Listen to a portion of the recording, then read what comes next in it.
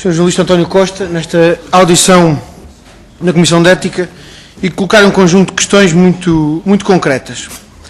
Uma primeira, para saber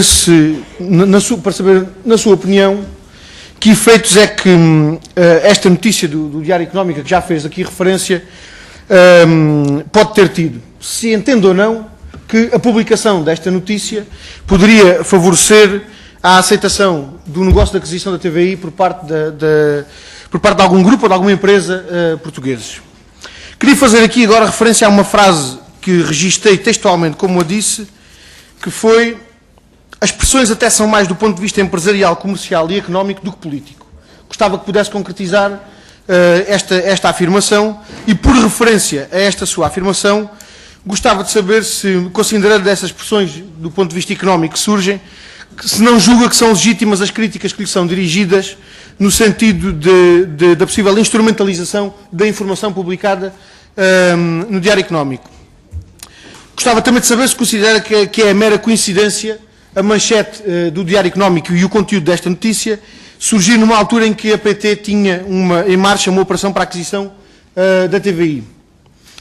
Gostava ainda de lhe perguntar se nos pode dizer quais são, detalhadamente, as origens da publicidade, das receitas publicitárias do Diário Económico e se nos consegue dar conta da variação que essas receitas de publicidade possam ter tido a partir da segunda metade de 2008. Gostava também de lhe perguntar se alguma vez teve algum convite de algum membro do Governo para desempenhar cargos de administração em alguma entidade pública. E, por último, gostava de saber qual é a situação laboral existente no Diário Económico. Gostava também se nos puder dar essa informação, ainda que eu não possa fazer hoje, porque talvez não tenha essa informação detalhadamente, mas se nos puder fazer chegar essa informação, agradecia-lhe. Particularmente discriminando os números relativamente a quantos trabalhadores têm vínculos laborais estáveis no Diário Económico, quantos são estagiários, quantos são pagos à peça, quantos estão em regime de prestação de serviço e pagam recibos verdes, e passam recibos verdes, quantos estarão contratados a prazo e, relativamente a cada um destes regimes, em que funções desempenham esses trabalhadores. Muito obrigado, Sr. Presidente. Muito obrigado, Sr. Presidente. Duas questões muito rápidas. Uma primeira que tem que ver com estas ligações e estas relações de dependência dos órgãos de comunicação social em relação aos grupos económicos, com as situações financeiras mais ou menos difíceis, por sua vez as dependências dos grupos económicos face a grupos financeiros. Se não acha que tudo isto, quando depois todas estas dependências económicas se cruzam com a propriedade dos órgãos de comunicação social, se não acha que isto cria um campo que favorece de facto o exercício de pressões e a tentativa de condicionamento dos órgãos de comunicação social e, obviamente, limitações à liberdade de imprensa. Mas, se não acha até que é um campo favorável a que os próprios órgãos de comunicação social possam ser instrumentalizados com o objetivo de retirar dividendos para os próprios grupos económicos. Sobretudo quando estamos em fase de participações cruzadas.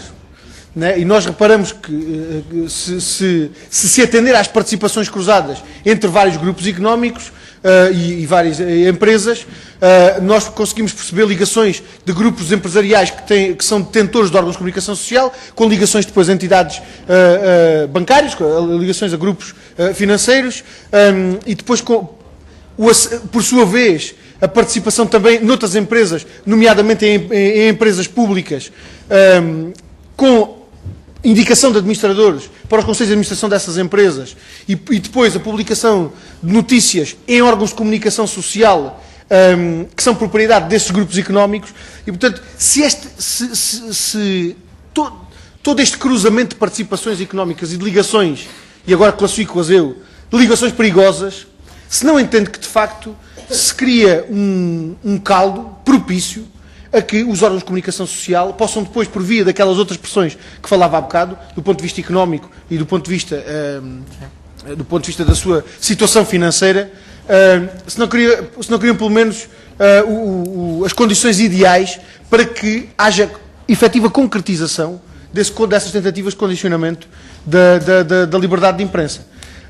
E, portanto, quando temos um grupo como a Ongoing, que tem participações noutras empresas que têm designadamente participações em empresas públicas e que, por sua vez, têm órgãos de comunicação social, se não entende que é, no mínimo, legítimo as considerações que fazem depois colegas seus, relativamente às notícias que são dadas e relativamente ao conteúdo concreto das notícias, em função de negócios em que essas próprias empresas participadas da ongoing têm depois intervenção.